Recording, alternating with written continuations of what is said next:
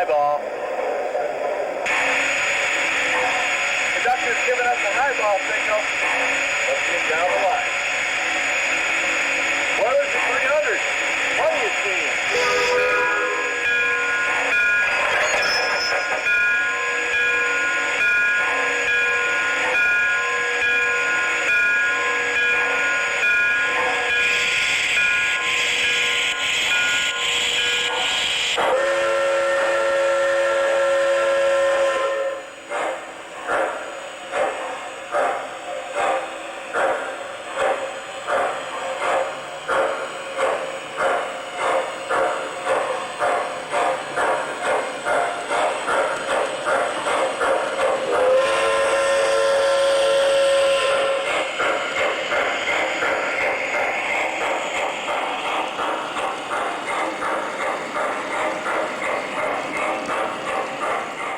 Hi, welcome to Rails Around York. My name is David Fair. I'm here today at the B&E Junction in downtown York, Pennsylvania, with proprietor Stephen Hefner with his wife Patricia, run the establishment here.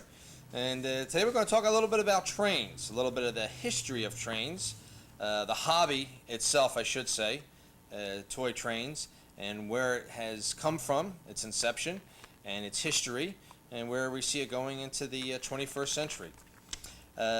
A little bit about the background of trains. A lot of people think that trains started out with Lionel, and Lionel started out around the early 1900s. Actually, 1902 was Lionel's first catalog.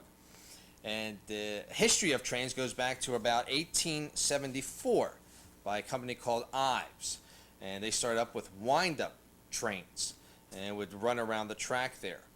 And then later on, when Lionel actually started with was in the battery company, and Steve knows a lot about the history of Lionel and the background of Joshua Lionel Cohen, could tell us a little bit more about his early upbringings. But he was a technically minded person, wasn't he, Steve? Oh, yeah, he was. But he was not only a good technician, but his true genius was in marketing. He knew how to play the market, and he knew the strategies of how to name things and how to develop an ambiance that surrounded his product that seemed to set it apart from other products, and therefore lend credence to the fact that his was the best and his was the only one out there. For example, when he came out with the, prior to World War II, there were lots of different gauges of tracks. Right. And back in the early years, if you wanted to buy a Chicago Flyer or an Ives or a Bing or a Whedon or something like that, all these had different gauges of track. So old Josh gets the idea that, hey, I'm going to call my track standard gauge track. And when he marketed that as standard gauge track, people would go to the store and they say, well, this must be the one that I need. This must be this must be the one that's going to run everything. Well, consequently, when they had a slew of this track, they stopped buying the competitors' trains, because now they had this standard gauge, which really was the gauge that Lionel ran on. So he forced these competitors to change their gauge to match his standard gauge track, simply with one stroke of advertising rhetoric. And that's just one of many things he would do constantly. And he's always whipped the competition like that. But of course, he had a lot of luck too. You can't just be smart, you have to be lucky. Right. And one thing that was lucky for Josh, and maybe unlucky for a lot of other people in the world, was of course World War I, because the Germans were doing a pretty good job of thrashing old Josh, and World War I came along, and of course we embargoed all those great German toys. So Josh was sitting pretty. He was all set up with his manufacturing company, and during World War I there wasn't this difficulty in getting metal like there was in World War II. So he went into full-scale production with his trains, and of course all his competition was eliminated simply because they were at war with the United States. And he made the most of those precious years to build his company up and get on top. And by that time, he had become powerful enough that between the wars, he pretty much could give the competition so much of a run for their money that they couldn't keep up. Right, and we're still talking about World War I at this point. Yeah. The late teens there. Yeah. And Now, of course, I skipped over a lot of Josh's history, you know, because you know, as you know, he was as a good technician, and he was involved in experimenting with the batteries, and him and a partner were involved with creating little electric motors. And Josh, of course, had this idea. There was some sort of an economic depression or something around the turn of the century, where business became very slow, and he created these little fans that he would go around and try and sell, that he made out of these electric motors. And you know, they were selling, and he was, you know, he was paying the rent, but he wasn't doing so hot. And one day, a guy who had a small business told him, said, "Listen, I need something for the front window, you know, to get attention, to bring people into the store." So Josh said, "I can make something for you." So he goes home, he gets a cigar box, he gets some of these electric motors, he makes a little gondola that runs around on wire track, and he calls it the Electric Express. Mm-hmm. And the guy can't sell any of these fans, he can't sell anything else in the store, but he keeps selling these Electric Expresses that are in the front window. And of course, Josh gets the idea that, well, if the fans aren't going to sell, maybe I'll make these Electric Expresses. And that of course, you know, got him through his first years, and sort of set the stage for him to be a train manufacturer, as opposed to being an electric fan salesman or a battery seller or something. Right, and I think somewhere I read along the line, rumor had it that he had that still original cigar box gondola either on display at the Irvington, New Jersey plant years ago, or even in a New York showroom. I don't know what happened to that. I know there are several Electric Expresses around the country, but I don't know who has the original. Mm-hmm. And I wasn't aware that it still existed. But I'll tell you, the guy that owns that Electric Express box is literally sitting on a gold mine. Without a doubt. Without a doubt. Without a doubt. And he mentioned about early on in those early years, getting out of World War I into the Roaring '20s, and between the '20s and the '30s, Yeah. even set up a production plant in Italy. He had a guy working at one of the factories, Caruso, no relation to the singer, the tenor Caruso, but set up a shop for him to try to get some raw goods to make a lot of items, because he was even part of the war effort too at one time, especially more so during World War II. Didn't he make the binnacle compasses? Yeah, I knew he made some sort of a compass, and I thought it was a naval compass, but it could have been some sort of an Army Air Corps Right. device. I think it stood on the tall stand, and you would look at it on the ships, and what they call the binnacle compasses. But I remember the ads during World War II remember seeing the ads. Yeah. That Yeah. that the war effort, they weren't able to make any toy trains. No, They were no. all Well, by the Second World War, of course, you know, materials, particularly metal. You know, if you were in the toy business, well, you weren't real high up on the priority list for getting a shipment of metal in. And of course, you know, they even made paper trains for a while during World War II, but they weren't too popular. You know, people would, you know, a kid who gets a paper train set for Christmas isn't going to be jumping up and down for joy like he is if he gets a real Lionel running train. Another thing Josh made was telegraph keyers, practice keyers for the Army Air Corps. And somewhere around here we have one of those stuck back in the shelf, but I grabbed one of those at a flea market one time, and that's kind of an interesting piece of history, you know. But he kept the factory open, and he kept these people working, and he made some dough. So, you know, in '46, when everybody started getting off the trains around here and going home, and you know, making families and wanting train sets again for their first Christmas, why, '46 it was kind of slow, but by '47 you could get a train set again if you really, you know, beat the bushes. And you were interesting enough to say early on in the conversation that, as well as being technically oriented, Lionel himself, he was savvy in marketing. Very. And the catalogs Very. proved it without a doubt. That's a right. doubt. That's I right. mean, as I said, in 1902, his first catalog came out, which was a small, couple-page catalog into people that remember the post-war years, late 40s and those glorious 50s, from 51 to 58, those catalogs, and then sort of, as some call the decline of Lionel back in the Yeah, I think early probably. 60s, mid-60s. Yeah, I think probably 1970 would probably mark the real the real decline. You know, during the 60s, you could still get some pretty quality die-cast engines, and you know, there were some nice things, well-made things that really had that Lionel tradition about them in the 60s. But man, by the time 1970 came along, why, you know, the overall look and feel of Lionel's really was changing drastically. You know, he had sort of gotten into that, you know, that war toy thing. You know, he had hired some guy who was a general, retired general, who was in charge of like a Minuteman project or something for the government, and they began introducing all these rockets and missiles and exploding box cars and pill boxes and all kinds of stuff like that. And of course, you know, while that may have seemed like that was the overriding interest of the day, it was kind of a deceptive thing, because people still didn't want to identify, you know, these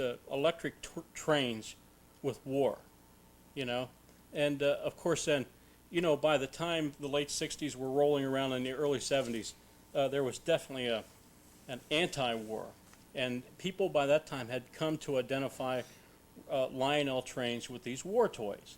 And anything associated with the military or war, you know, sort of got slandered and pushed aside, and, you know, it was touted as being a, you know, sort of a low mental state if you enjoyed these kind of things. You remember those days. Oh, sure. I remember specifically G.I. Joes. When G.I. Yeah. Joes first came out in '64, it was all part of the World War II Korean War That's effort. right. And then They when started the dragging things home from Vietnam, Right, you know, in right. bags. Why, that was the Right. end of the popularity of right, the war the toys. mothers were crying that the kids didn't want to play with They didn't want their war kids to be toys. soldiers. Right. Yeah. And then that's when G.I. Joe went into the action team, and they did a reversal as opposed to military. They Yep. went exactly into search and rescue or free fall pilots, that type of thing. Yeah. Which are collector's pieces too. And Sure even they are. Speaking Sure they about that, the paper train. If anybody's out there and you have one of those, that'd be probably wasn't much back then, but now as a collector's piece, it, Well, I'll tell you what, really, when it comes to paper trains, that's something that you would think would be a very unique collectible item. But if it's not like mint mint, right? or like new original box, it's still not worth anything. Right, right. It wasn't worth anything then, and it's still not. Now, speaking of electric trains, Lionel was instrumental in the third rail process. Yeah. And instead of a 2-rail, he added the extra rail to where I believe both outside rails were negative, and then the inside rail was positive. Right, or vice versa. The polarity didn't seem to matter too much at that time. That was before the electronic age, and all, you know, if it had a hot wire and a field, that's all you needed to make it go. And he also, of course, was instrumental in taking the trains from DC to AC, and alternating current, of course, going through a transformer and converting it into, you know, like 14 to 20 watts. Not only made it safe, but it also allowed you to use those 3 rails, and the 3 rails actually simplified your wiring system. 3 rails allowed you to do things that you couldn't do with 2 rails, or that if you did them with 2 rails, it was a lot more complicated wiring. Simply because if you reverse a loop, or if you cross over and you reverse polarity with 2 rails, now you're creating a dead short. Right. So it creates all kinds of, you Well, know. that's what was happening with the 2-rail, because it was going through the engine or motor, Right. and it That's had, right. had the problems of shorting out. Exactly. So the 3-rail made this a heck of a lot simpler thing to wire. You could all of a sudden, a kid with just the basic wiring skills could hook up all kinds of block signals and semaphores. He could hook up his switches and make them non-derailing. He could hook up his switches to work in tandem with each other. He could make the signals actually work his switches. You know, he could create blocks where he could have a train actually stop in a block if there was another train in a preceding block. But it just opened up a whole other world for young bunting electricians back in the 20s and 30s. You know, and you know, a lot of these designs, I think, that came about in the 40s and 50s were from kids who grow up in the 20s and 30s and learned their basic wiring skills from their Lionel trains. And you know, they learned about solenoids, they learned about polarity, they learned about alternating current. You know, I think everybody who was mechanically inclined, generally speaking, I think that at some point in their childhood they had some some experience or some exposure to these Lionel trains. And to get these trains to run is what really drove him to understand all this about electricity. And of course, the United States having our population of people who were literate and had all these skills in electrician and mechanics, that's a generation that that whipped the Nazis and the Japanese and fascists in World War II. Sure. Sure. And I think that's in large part to the skills that they picked up from the toys they played with in society. Right. Because as you said, back in the 20s and that period between the 20s and the 30s, electricity out of its infancy, but it was just starting to bloom. That's and right. That's where guys like Lionel and other people just sort of, and I guess General Electric and Westinghouse just sort of like vamped in on the process. Yeah, they did. You chose to trespass on the railroad tracks. This is the next 60 seconds of your life.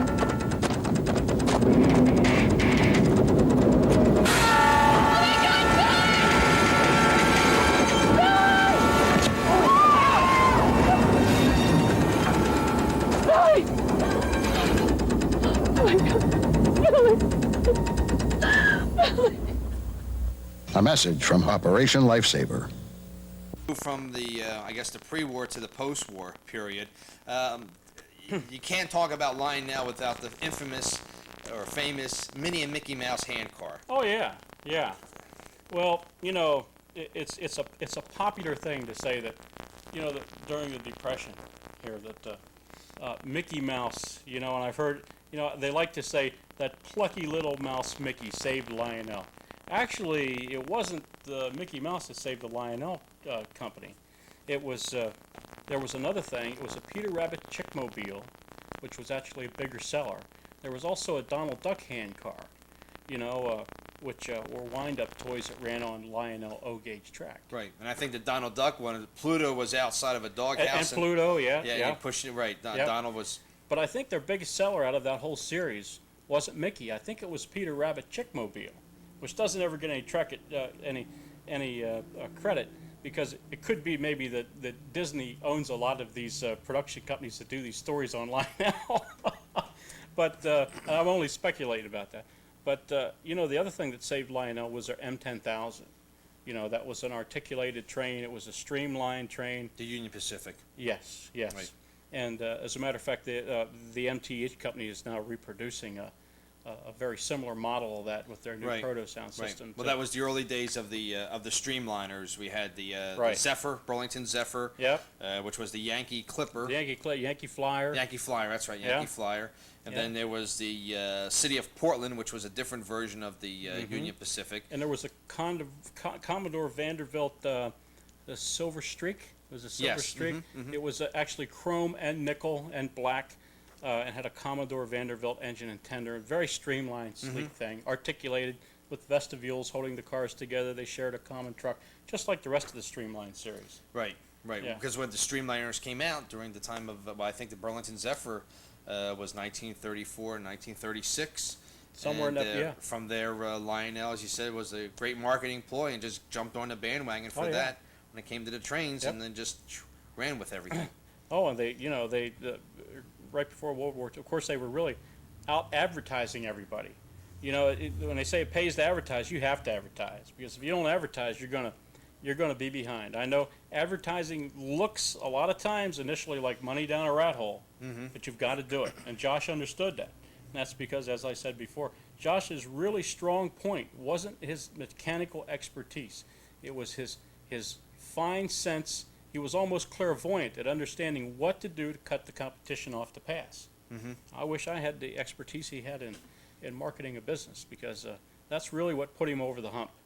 And it was one thing that I found interesting in reading his autobiography was his sense of family. If anybody ever looked through the old Lionel catalogs, whether they be in the early 1900s, the 1920s, 30s, 40s, even definitely into the 50s, it was a father and son deal. Sure. It was the fathers would help the sons, and the sons would enjoy the trains, and it was a very family-oriented type of hobby. That's right. Because I think Lionel in himself was a family-oriented man, and he wanted to pass it on to other. Even though there was a big major falling out between him and his son later on, But then there's also speculation that maybe Josh kind of figured that the way things were going, the way the market was going, the way toy trains were going, it's possible he might have been trying to steer the kid out of that business, even though he wasn't a kid by then. You know, his son had become a grown man and an executive in the company. Lawrence Cohen, right? He was That's more of right. a vice president at right. the time. But it could be that Josh was seeing the handwriting on the wall, and that the ride was slowing down. And maybe Josh was looking out for the kid by getting him out of the business. Who knows? Who knows? Right. Because that was right before that big demise where Lionel's quality and their family image started to shift into the war stuff. You know, Right. perhaps. And I think sort of things after the war, and even that period between the 50s, actually between the 50s and the 60s, brought a lot of wealth to life. I mean, he was Oh yeah. vacationing in Florida way back in the 1920s, and he had a Well, good deal of cash this was early on. This was a kid who didn't have enough to eat when he was peddling his fans around on a bicycle in New York, you know. So, you know, maybe Josh didn't want to take a risk with all that wealth that it took him all those years to accumulate. You know, I mean, he wasn't born rich, Right. you right. know. So it could be he was just playing it safe towards the end there, you know. And Because what year did he retire from Lionel? that I actually? couldn't tell you. Okay. That I couldn't tell you. I think I thought it was in the 60s. 65. I think I remember him probably retiring for that. Yeah, but you know, he cut Lawrence out of the company, which was a big shock to his son, and it was a terrible rift, I think, in their family. But you know, that's their personal business, and if you were there, unless you were there, how could you actually say exactly what happened there? Exactly. Yeah. Exactly. Yep. Well, getting back to the post-war years, a lot of interesting trains at that time came out of Lionel, and even early, if you want to call it, rail sounds that Lionel is so famous for now. The whistle and the horn that they put together. The whistle was supposed to be from what I understand, a New York Central, but eventually was Well, from actually, the whistling tender was a pre-war item. pre-war. Okay. Yeah, yeah. Okay. The whistling tent. Now it was a pretty simple affair. It was like a rotating whistle mounted in a tender. It was at that time a metal box. Okay, And right. a little impeller in there flew around and caused that thing to suck in air. It was like a reverse whistle, Okay. Right. and right. it was really sort of an anemic kind of a, you know, it's like it was an asthmatic kind of a little whistle, but it was better than nothing. Right. And you know. And of course, you know, he still used that whistle up until that same concept up until probably the 70s. You know, you could still get that little whistling tender. As a matter of fact, in some of the new MTH trains, actually Mike took that same exact whistle concept, you know, that impeller thing, and he put it in a caboose for some of the sets, you know, that don't have an electronic whistle in the engine, or that don't have a tender that has room for a whistle. Exactly. You know. Exactly. So actually, that same whistle design's still around today. You know. And while we're good segue, when we mentioned about Mike, we're talking about MTH and Mike's Train House, and we'll leave Lionel in the 50s and the post-war days, and we'll of course somewhat zoom up here to I guess well let's start out with Lionel and MPC, sort of Yeah. the demise of Modern plastics era. Yeah. Oh yeah, yeah. Well, that was sort of the demise of them. They began to experiment with making their couplers out of plastic. They began to take the little electronic plunger that your electromagnet would pull down. They began to, instead of casting that, they began to make that actually literally out of a thumbtack that was embedded in the plastic, and that acted as your magnetic plate for your electromagnet. They began to experiment with putting plastic springs, of all things, inside plastic couplers. And you know, one thing that'll happen to those plastics is the polymers begin to leach out. And if you have that thing in a box for 10 years with the coupler closed, guess what? That stuff has a memory. It's like rubber curing, you know. All of a sudden, it's not a spring anymore. Now it's just a piece of angled plastic in there. So, there's a lot of little things they tried to do to cheapen this thing down, and they began manufacturing these things south of the border, and they got into a relationship with, I think it was Toys R Us. But, the 70s really were a horrible period for Lionel, in my opinion. Even though some of the MPC advertising rolling stock's now picking up in value. And I think the reason it's picking up in value is because there's so much of it that's sent perfectly mint in a box. Right. Nobody wanted it. Right. And so, Right. it's around now, and now it's It went 20, pagan. 30 years Right. old, Mhm. and it became so worthless and nobody wanted it. Now it's rare and everybody wants it again, Right. you know? And just going back a bit, mind you, at this point in time, when we were talking about the 70s, and correct me, Steve, if I'm wrong, there was no connection with with Joshua Lionel Cohen That's and right. his family. Lionel was dead at this time. Joshua. Lawrence, I don't know whether he was still. Don't know whatever became of Lawrence. Don't know. I'm sure I could find out, do a little bit of research. Mm-hmm. But But there was no connection whatsoever at this point because they No, I sold don't their think so. shares a long time ago. I don't think so. Although, the consortium of ownership at Lionel, the real people who pull the strings and make things happen and do the hiring and firing and these decisions, I think there's always been some kind of a background consortium of people who are truly the owners of Lionel. Mm-hmm. Right. And they remain, they of course have it rigged so that they can remain private. And so, you really don't know who's calling the shots at Lionel. Mm-hmm. And you really don't know just how much power the president of Lionel really is wielding, or how much of it is decisions made by the owners. Because you have your owners and board of directors and everybody else down along the line. So, and, so while a lot of people claim to know who's in authority at that outfit, I've always had reservations of really thinking I know who's in charge there, because I'm not sure anybody really knows who's in charge there. Now, another guy, as we mentioned earlier, Mike Wolf of Mike's Train House, he seems to have a whole handle on his whole company, and he's Yeah, he involved in does. almost every aspect of MTH Trains, Mike's Train House, which is out of Columbia, Maryland. And if we want to, we can start a little bit with Mike's background, how he started working for Jerry Williams, I believe, and Yeah, he did. I think he school. he had a paper route, and I believe the story goes that Jerry was working out of his home, and Mike knew him, and Mike went to work for him originally. And I think that as a young kid, Mike really got to learn the train business, and through being around these people, of course, he got the inside dope on really how marketing's changed, how the market really does react, and how your distributor system works, and all the ramifications of jobbers, dockers, wholesalers, distributors, retailers, and so Jerry was a good mentor for Mike, I guess. In I think he learning. was. I think he was, and I think even in some aspects, Mr. Williams, if he wasn't necessarily a good mentor in some respects, that too is a learning curve.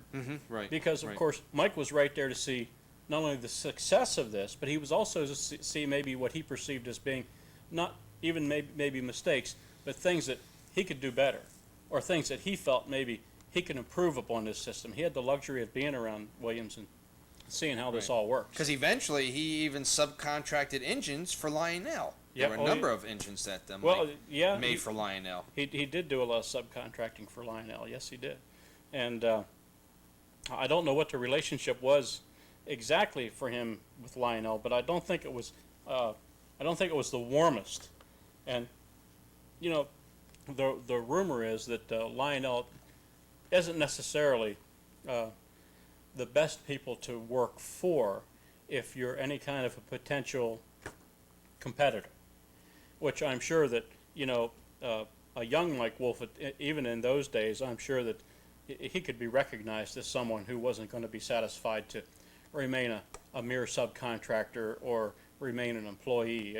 He was even in those years, I'm sure it was easy to pick up the fact that this guy wanted to go places and he didn't want to hang around and just Right. Be a back guy, and he wanted to be Or- up front with. or kiss the boot that kicks you. I don't think he was into that. And Right. Right. And because he had more talent than that. Sure. He wasn't a production line guy. He was a guy who wanted to make it all happen. Sure. No, he was busy because he graduated from business college, and he had a lot of business savvy about him. And just like Lionel, he knew what to market and, That's right. and how it was going to come about. Yeah, that's right. And his savvy wasn't savvy that he picked up in college. It was savvy that he picked up in business, Yes. Right. which is always the Right. best kind of savvy. Right. You know? Keeping your eyes open and your mouth shut, and just watching everything come about. That's right. That's right. And of course, I don't think that he was particularly happy about the way that they were marketing some of the tin plate and things that he made for him. And I believe he felt that had they gone about marketing this stuff as aggressively, as effectively as Lionel marketed things in Josh Cohen days, I think he felt that a lot of stuff he produced for Lionel would have been much more favorably received by the public.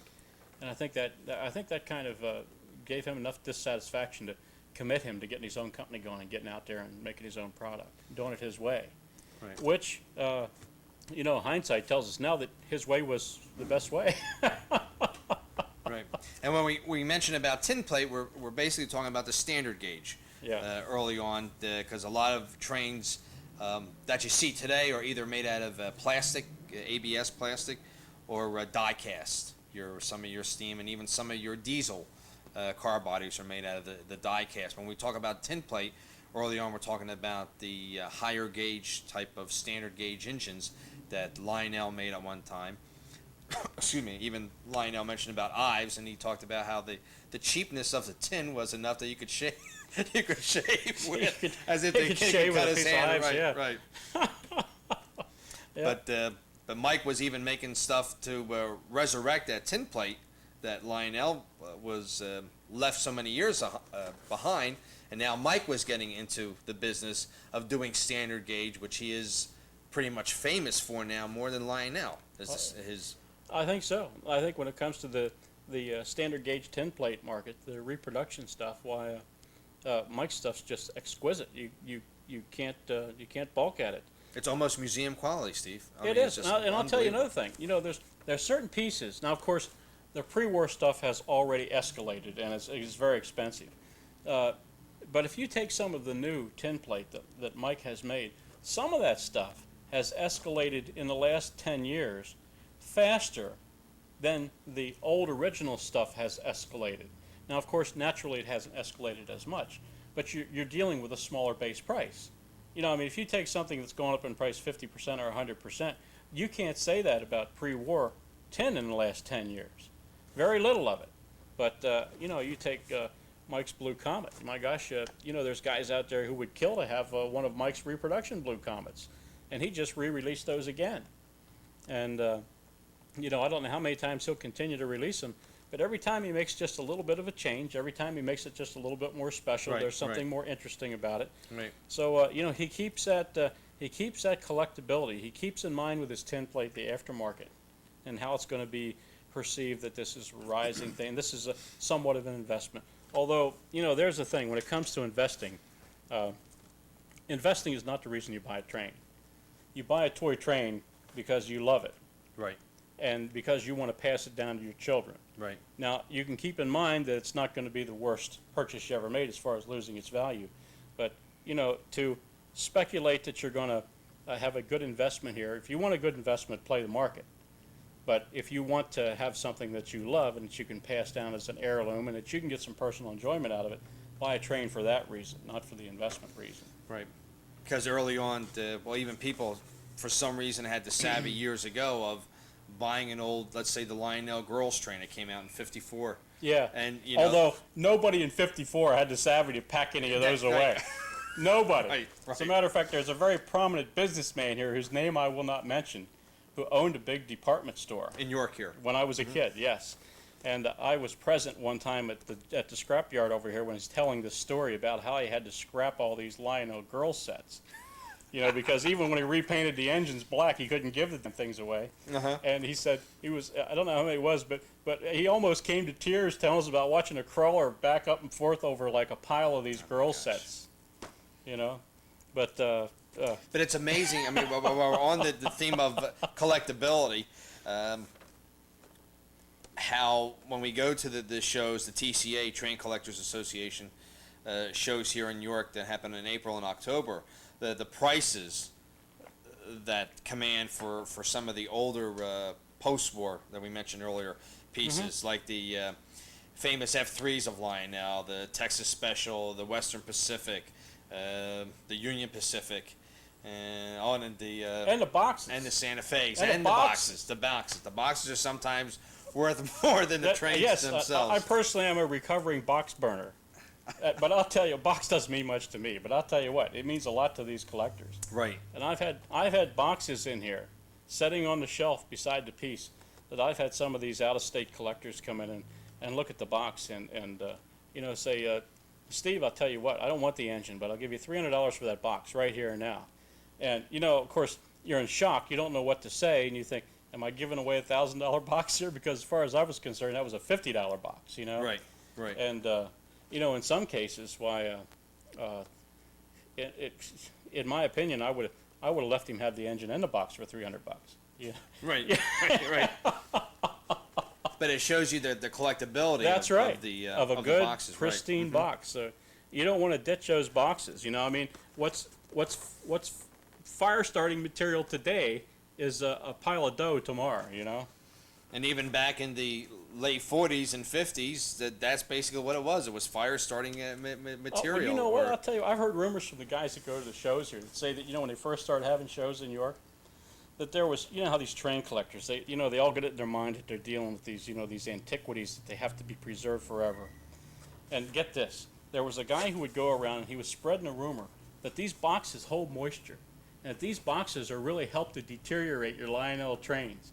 And so, people would throw all these hundreds of boxes away in the early days of these train shows. This guy would go around with a wheelbarrow collecting boxes after a show. No kidding. That's amazing.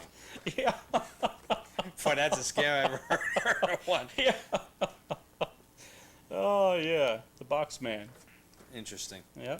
Well, we've gone a little bit. We can at this point we'll talk a little bit about the sounds that you hear that became famous. We've gone beyond whether it be Lionel, Williams, Third Rail, Mike's Train House. There's a sound now that is eminent with trains. It's no more the electronic horn. It's no more the whistle that we talked about earlier. It's a whole nother venue of this hobby. That's World War II stuff now, man. That goes well beyond. We talked about the early days of electricity with Lionel Electronics and how he was basically the father of the remote control. How you would, like a loader or a dumpster would be all done by a distance, by a button. So now long distance remote. Right, long distance remote. Piece of wire and a switch, Right. long distance remote. Yep. I come from a railroading family. My great-grandfather was a boilermaker, my grandfather a switch engine foreman, and I worked summers for the railroad. So I understand the fear and frustration of seeing someone on the track and not being able to do anything about it.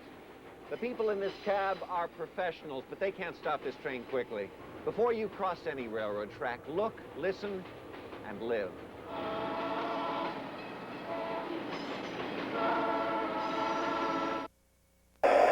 All aboard. Watch your step, please. Watch your step.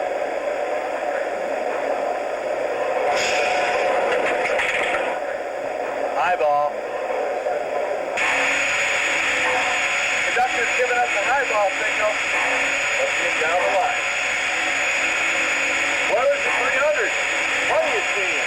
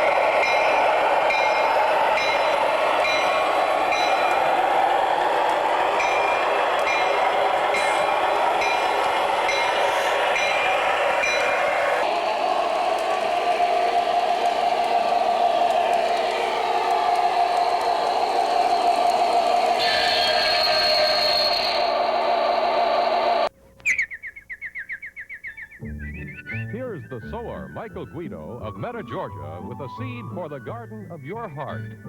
A reporter asked a famous man, "How much education have you had?" 6 years of schooling, he said, but 50 years of learning.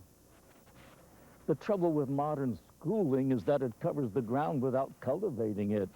Today we train the head, but let the heart run wild. Culture and character are miles apart.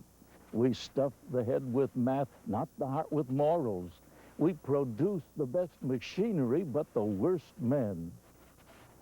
Strive to be like the ideal man of whom the Bible says, Jesus increased in wisdom and stature and in favor with God and man. A seed from the sower has originated from the studios of the Guido Evangelistic Association, Meta, Georgia. And see, we're mentioning about price and being frugal. In the early days, I remember reading about Lionel when he had his first train set for anybody was $6 back in 1902. Mind you, back in 1902, an average wage, weekly wage, was $9.42. Not Yeah. for a 5-day week, but for a 6-day working week. That's right. Not 8-hour days either. No, not by any That's stretch right. or means of the imagination. Whatever the boss felt like letting you go home. Right. So now here in 2000, almost close to 2002, you have a $300 train set. So from the early days of 1902 to now, the dollar has taken leaps and bounds of what you can buy. That's right. And what you can do. And that $300 or $400 train set is what we call disposable income. It is a part of your salary that you don't need to actually exist. It's fun money. Mm-hmm. There was no such thing as fun money in the early days. No. Even in the 50s, when my dad got back into the workforce again, there was no such thing as fun money. Your disposable income was a very, very small part of your take home. Right. But still, in the post-war period, you know, if you had, say, $29.95, you could get a good, solid die-cast starter set with a whistle and maybe an uncoupler, and maybe for a couple of dollars more you could get some switches. And what's amazing is that now between $300 or $400 will get you today's standard operating set with so much more. You know, it not only has the quality now that was in the post-war period, now that we've gotten over this MPC period and back into making very nice quality stuff again, but you know, to be able to take that much dough and still have it as being part of your disposable income, to buy something that you can have for your kids that'll create those same kind of memories is as much of a bargain now, or more of a bargain than it was, say, in certainly at the turn of the century and even in the 50s. Right. So as we close our show, basically we see a bright future for the makes of this hobby of trains, model trains, toy trains, train collecting, and it has gone to scale from the early days and the early prices to well over into the thousands of dollars for some pieces, whether they be die-cast, brass, or even old plastic Lionel pieces. Oh, sure, the old Bakelite pieces, you know. Bakelite, right. Some of them are bringing major bucks. Yep. Great. Well, Steve, I appreciate coming here. Yes, sir, David. Thank you for coming. Inviting us into your store here. And this is another segment of Rails Around York. And hope to see you around soon. Take care. Bye-bye. Thank you, Steve. You're welcome.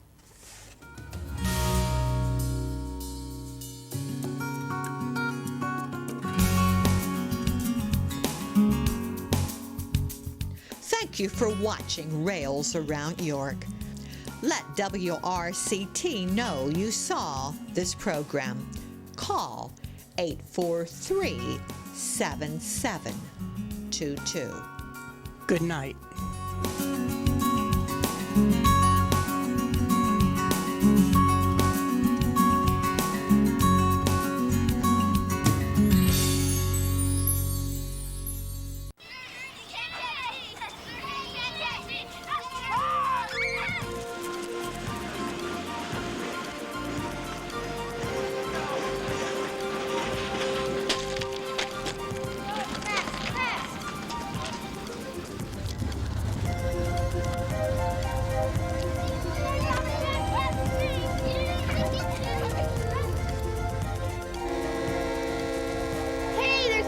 coming. Let's get out of here.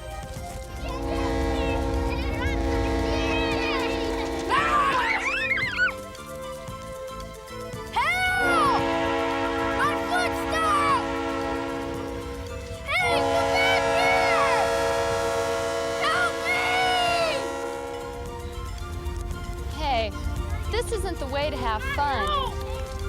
This kid was lucky, but some aren't. When you play in a railroad yard or anywhere around railroad tracks, you're not only trespassing, but you're risking your life. If you get caught, you could be prosecuted. No matter how you look at it, it's a dangerous place to play. And it just isn't worth it.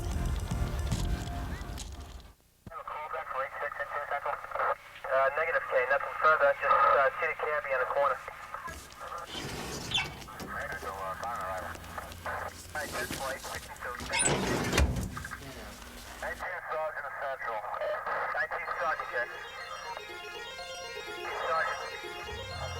Normal car-train accident, usually there's a lot of damage.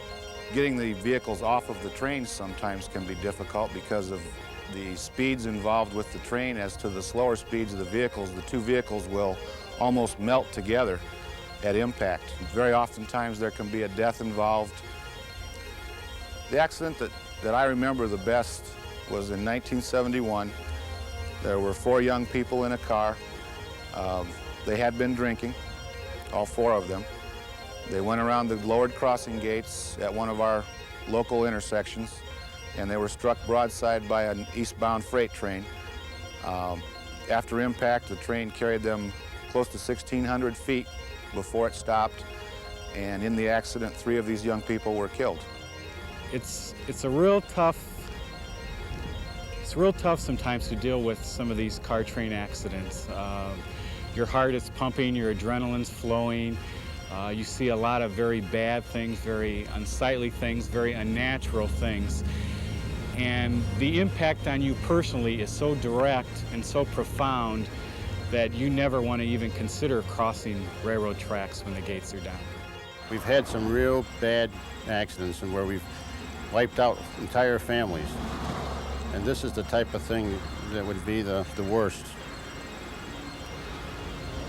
Why people take these chances, why they do these things, I'd like to know myself. I don't have the answer to that. These needless accidents of this type certainly could be avoided if people would just slow down, take it easy, stop, look, and listen, and obey the warning signals.